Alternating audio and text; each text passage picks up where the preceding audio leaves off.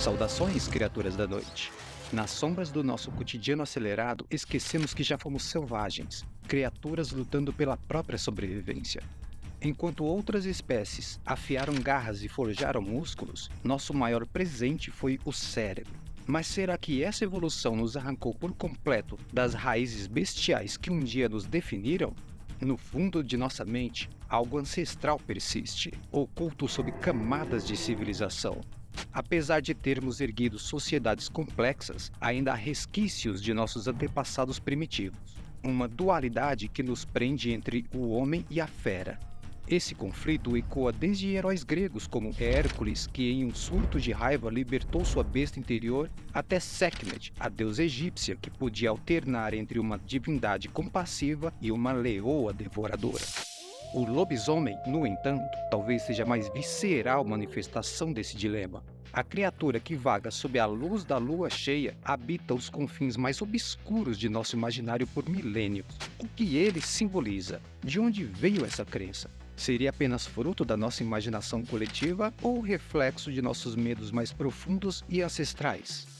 Explorar a gênese do lobisomem nos conduz a tempos imemoriais. Ao voltarmos no tempo, cavando um pouquinho, encontramos algumas pistas interessantes. Uma das primeiras aparições de uma metamorfose lupina surge na antiga epopeia de Gilgamesh há mais de 3.000 anos. A deusa Ishtar transformou um pastor fiel em lobo, uma punição que não apenas o arrancou de sua humanidade, mas também subverteu o laço de devoção entre ele e sua deusa. Essa é uma evidência de que a ideia de uma pessoa se transformando em um animal já existia há milênios. Mas a lenda grega do rei Licaão marca um ponto crucial nessa narrativa. Após testar a onisciência do deus Zeus com um banquete de carne humana, o rei Licaão foi condenado a viver como uma abominação que carregava as características de ambas as espécies, homem e lobo, como castigo por seu desrespeito e crueldade. Foi dessa punição lendária que surgiu o termo licantropo, como uma fusão das palavras licos, que significa lobo, e antropos, que significa homem, imortalizando para sempre a ideia de que o lobo habita o coração de alguns homens. Então Licaão pode ter sido o primeiro lobisomem, mas certamente não foi o último. Para que possamos entender todo o escopo do relacionamento da humanidade com o lobisomem, temos que olhar mais de perto para o nome que damos a essa criatura. De onde veio o termo lobisomem? A primeira coisa que a gente percebe é que lobisomem é só um dos muitos nomes para criaturas capazes de mudar de forma. México, Itália, França, cada um possui suas versões de criaturas capazes de mudar de forma entre homem e animal. Dos Nahuales da mitologia mesoamericana aos loups-garous da França, isso mostra que a ideia de um humano se transformando em lobo é universal, transcendendo fronteiras, carregando o peso de uma humanidade à beira do selvagem. Em inglês, o lobisomem é chamado de werewolf, que combina were, que em inglês antigo significa homem, e wolf, que significa lobo. No século XI, o arcebispo Wulfstan de York usou o termo werewolf em seu código de leis para o rei Canuto II. Só que ele usa essa palavra em um sentido religioso, como uma metáfora para Satanás, afirmando que os bispos deveriam proteger o rebanho divino do predador lobisomem que vagava faminto. Assim, os pastores que devem proteger o povo contra este devorador do povo devem ser muito vigilantes e clamar zelosamente. Estes são os bispos e sacerdotes que devem defender e proteger o rebanho divino com sábio ensino, para que o louco, glutão lobisomem, não dilacere nem morda muitos do rebanho divino. Claro que os cristãos daquela época usavam Satanás para quase tudo que eles não entendiam ou que condenavam, mas a escolha de Wulfstan pela palavra werewolf não parece aleatória. Mesmo ele podendo usar uma variedade de outras palavras para representar o mal dentro da sociedade, é interessante perceber que ele parecia ter uma certa obsessão por lobo. Afinal, ele até assinava suas cartas como o Bispo Lobo. Para ele, os lobos simbolizavam o caos, a violação do divino. A associação entre lobos e características negativas como violência e selvageria já era comum na Idade Média. Eles atacavam fazendas, escolas, viajantes e até casamentos se fossem ousados o suficiente. A própria palavra romana para prostituta, lupa, que significa loba, evidencia essa conexão. A Igreja Católica, por sua vez, desempenhou um papel forte na construção e na disseminação da figura do lobisomem como uma ameaça moral. O monge Conrado de Hirsau, por exemplo, tentou proibir as histórias de lobisomens ou, como ele disse, histórias em que uma pessoa perde a capacidade de raciocinar depois de passar por uma transformação, pois só Deus tinha o poder de transformar uma pessoa em um animal. Então a sugestão de que um mero mortal poderia imitar o poder de Deus era trabalho de Satanás. Isso é porque o lobisomem era um resquício da religião pagã que eles queriam apagar da história na humanidade. Já que alegorizar a criatura não pegou, eles tentaram proibir as pessoas de falar sobre o assunto. Infelizmente para a igreja, esse barco já havia partido. Mas não é como se as pessoas se rebelassem e de repente começassem a ver os lobisomens como uma coisa boa. As pessoas continuaram a vê-lo como um perigo real e muitos acreditavam que as transformações estavam ligadas a maldições. E, de fato, os julgamentos de lobisomens foram um reflexo disso. Pois é, você provavelmente já ouviu falar sobre os julgamentos das bruxas de Salem, mas você sabia sobre os julgamentos de lobisomens na Europa? Eles foram bem reais. Existem registros que datam do século XIV, detalhando acusações e confissões de lobisomens. Embora valha a pena observar que 9 em cada 10 pessoas que confessaram ser lobisomens haviam sido submetidas à violência física extrema para que o fizessem. Mas mesmo confessar não ajudava muito, porque quase toda vez que se admitia culpa por atos nefastos perante a igreja, o seu fim ainda seria uma execução criativamente brutal. Como o caso do serial killer Peter Stump, que em 1500 foi acusado de ser um lobisomem, devorar e matar mais de uma dúzia de pessoas. E como é que ele confessou tudo isso? Sofrendo violência física extrema, é claro. Posteriormente, ele ainda foi submetido a um martírio público até perder sua vida. Mas lobisomens não são apenas uma questão de mitologia. Essas criaturas evoluíram ao longo dos séculos para se tornarem algo muito mais profundo, um espelho das batalhas internas entre razão e selvageria. Desde lendas antigas, romances góticos, até grandes sucessos do cinema, as histórias de lobisomens estão por aí. Dito isso, embora tenham surgido muitas versões de lobisomens ao longo dos milênios, algumas características acabaram ficando bem consistentes nas representações mais modernas. E a razão disso? Um filme, O Lobisomem, de 1941. Assim como os vampiros que falamos no vídeo passado, os lobisomens têm características bem específicas como a relação deles com a noite, mas não é só o lobisomem que merece crédito por isso. Existem muitos outros monstros míticos que estão ligados a ela. Com a visibilidade baixa e a diferença de força entre nós e praticamente qualquer animal lá fora, nossas chances de sobreviver à noite na natureza são mínimas. Historicamente, esse sempre foi o momento mais perigoso para ficarmos longe do abrigo, mas a relação dos lobisomens com a noite é ainda mais específica, pois suas transformações estão alinhadas com o ciclo lunar.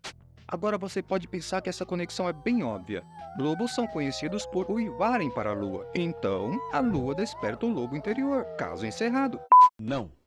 Então, embora seja bem possível que a ideia de lobos uivando para a lua tenha contribuído para fazermos essa associação, é bom esclarecer que, na verdade, os lobos não uivam para a lua.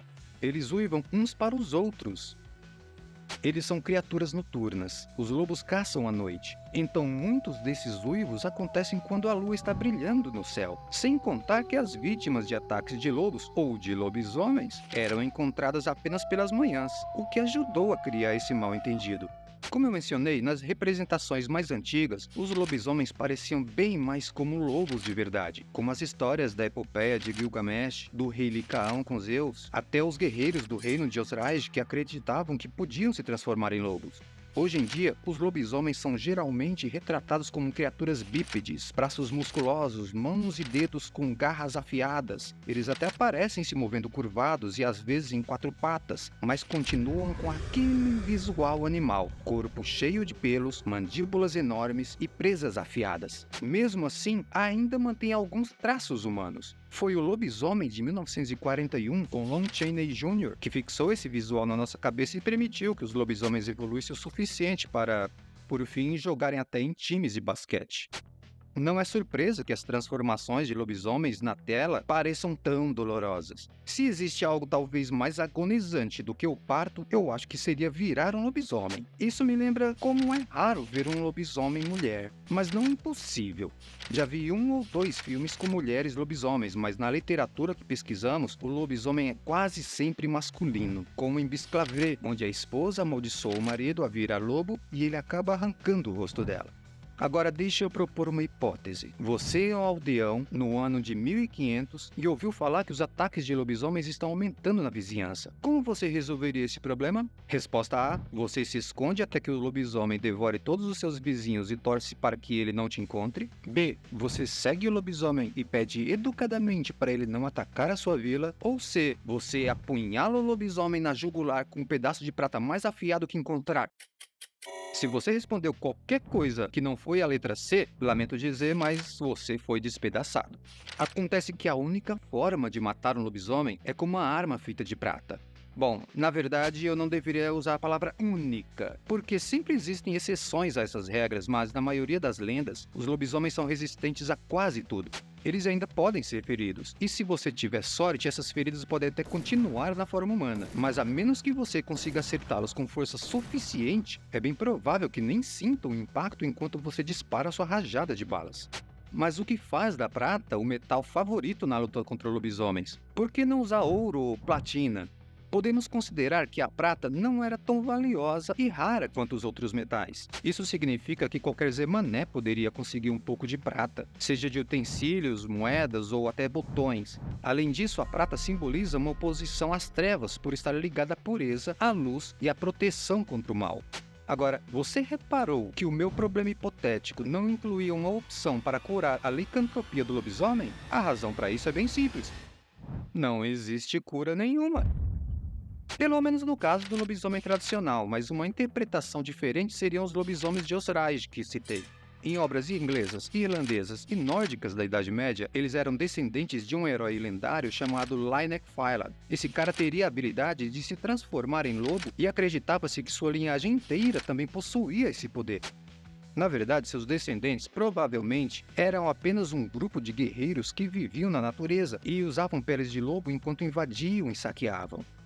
O ponto é que esses caras podiam se transformar voluntariamente, então não precisavam de uma cura. Quando a condição de lobisomem é uma maldição, é que surge o problema. Se você irritar o deus errado, cometer um crime contra a natureza, beber água da chuva das pegadas de um lobisomem, usar magia negra, ou se conseguiu algumas belas cicatrizes sendo atacado por um lobisomem, você pode acabar se tornando um, e na maioria das vezes você vai ficar preso nessa condição até que alguém enfie alguns centímetros de prata no seu coração ou no seu cérebro.